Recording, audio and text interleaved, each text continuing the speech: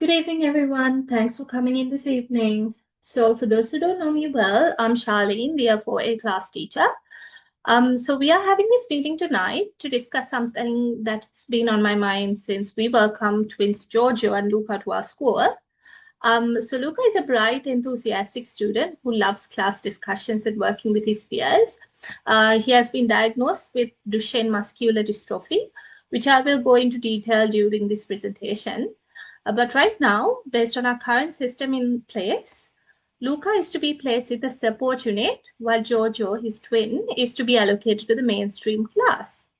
So after meeting with their family and thinking about what we stand for as teachers, I've been asking myself, should we consider closing the separate unit entirely?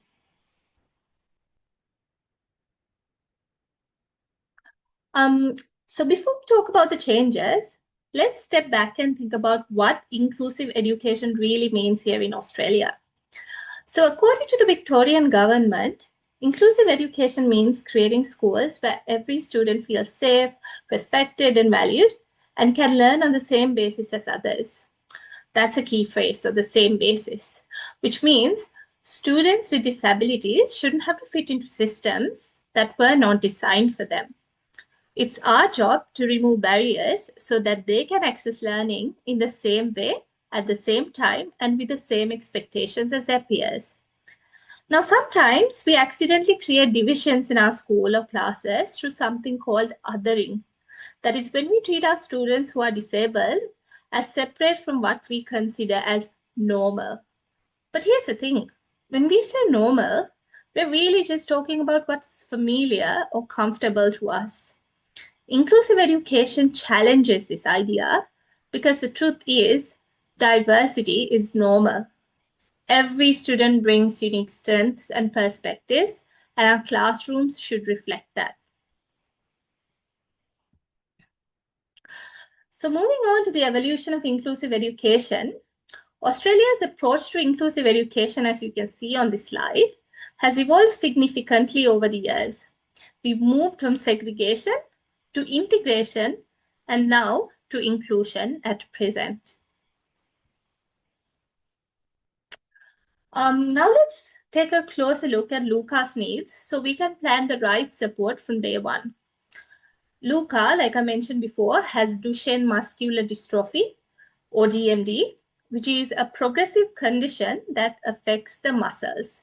It's caused by a genetic mutation that stops the body from producing a protein called dystrophin, which is very important to repair and maintain muscle strength.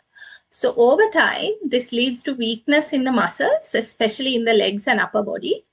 So while Luca's cognitive abilities are completely in line with what you would expect for a student of his chronological age, DMD does affect certain cognitive abilities, particularly his verbal memory and ability to hold on to verbally presented information. So at this stage, he usually feels tired very easily, finds writing and cutting tasks a bit challenging, and needs some support moving around the classroom. So if we don't address these physical limitations early, they become actual barriers. So when Luca feels fatigued, he really can't finish long tasks, not because he doesn't understand them, but his muscles do not really allow him to. This brings us to why evidence-based differentiation and reasonable adjustments are so important. So inclusion for students with DMD works best when we as teachers support participation in meaningful ways. So what does this look like for Luca in our classroom? Well, first we're talking about physical adjustments, things like height adjustable desks so he can work comfortably, lightweight materials that are easier for him to manipulate, and keeping pathways clear and uncluttered for when he uses his mobility aid. Then there's instructional differentiation. For example, instead of always requiring extensive handwriting, which could be exhausting for him, we could use speech to text software or let him give oral responses. But equally important are supports for his verbal memory, like breaking down instructions into chunks, always pairing verbal instructions with written references or visual aid he can refer back to. And finally, social emotional support. This means setting up peer learning partnerships, giving Luca leadership roles in the classroom, which are things that build his confidence and sense of belonging. Now let's look at why closing the separate unit would be beneficial for Luca and other students with disabilities in our school. Let's start with human rights. So the Universal Declaration of the Human Rights of Persons with Disabilities of 2008, which Australia has agreed to, says that students with disabilities have the right to inclusive education. So our current separate unit, while might have been developed with really good intentions, doesn't seem to fully align with these principles. So we need to ask ourselves, can we do better for our students? This is also about fairness. For too long, we viewed disability through the medical model as something to be fixed in the individual. But the social model of disability tells us it's not about the person, it's about the barriers the society creates. Think about Luca. His DMD means that he may eventually need a wheelchair. In a separate unit, the transition becomes a massive psychological hurdle. But in a mainstream Year 4 classroom with his twin brother Giorgio, where his peers know him and understand him, it becomes just another tool when we make reasonable adjustments, like using assistive technology or flexible teaching methods. This is supported by policy emphasizing that students with disability must have equitable access to learning opportunities and adjustments so that they can participate on the same basis as their peers. So let me walk you through what this change would actually look like for some of the main participants involved in this change. For Lucas, starting school in our mainstream classroom would mean working alongside his twin brother Giorgio and all his peers. He'd be part of the same discussions, projects, and friendships as everyone else. And research has shown that students with DMD often struggle with social isolation. An inclusive classroom could address this by making him feel that he truly belongs. For Giorgio and his parents, it means shared experiences and not having to manage two different classroom environments. We need to work closely with them, keeping them informed, addressing any concerns, maybe even inviting them to see in how things are working. And for our team of teachers in the special unit, I know this would mean a significant change for them. We could look at how we can utilize those special skills in the mainstream classroom. We could create new roles like inclusion mentors or classroom support specialists where they work alongside class teachers to model strategies and help with planning adjustment. And for us teachers, yes, there would be some adjustments to how we plan and teach. We need to think about flexible participation options like being more adaptable with how students share their learning. But here's what we know from research. When we design lessons that work for students with disabilities, they actually work better for all students in the class. And the students enrolled in the unit already, we can't forget about them at all.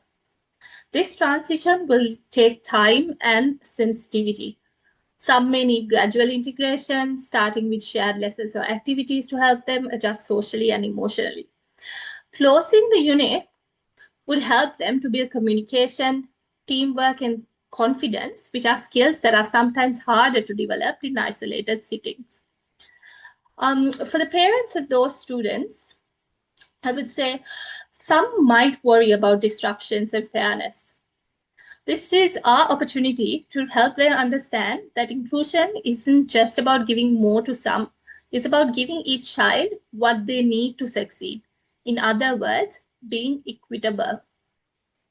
And for other schools in our community, if we get this right, we could lead the way in showing that inclusive schooling is effective. Other schools could see that we are not just talking about inclusion, but actually making it work for all our students.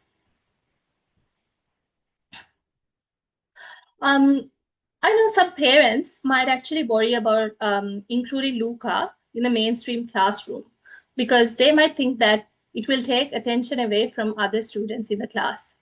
Let me address that directly. First, inclusion isn't about ignoring other students. It's about designing classroom where every student gets what they need to succeed. Secondly, we already differentiate for many students, those who are gifted, EALD students, and students who need additional support. Inclusion just means expanding that approach. When we are supporting Luca, we are not just taking anything away from other students, we are actually creating a classroom where every child can thrive. So as we wrap up, let's address some critical concepts that define whether our school is truly inclusive. First, we must confront ableism. That is the assumption that students with disabilities like Luca can't fully participate in mainstream classrooms. Second, we need to recognize gatekeeping. That is the practice of deciding who belongs in our classrooms based on physical abilities rather than their learning potential. Every time we question whether Luca should be in our class, we are acting as gatekeepers. When we implement differentiation strategies and adjustments, like I mentioned before, we are not just supporting one student, we are transforming our entire learning environment. We're saying that in this school, every student belongs, every student contributes, and every student accesses learning in ways that work for them.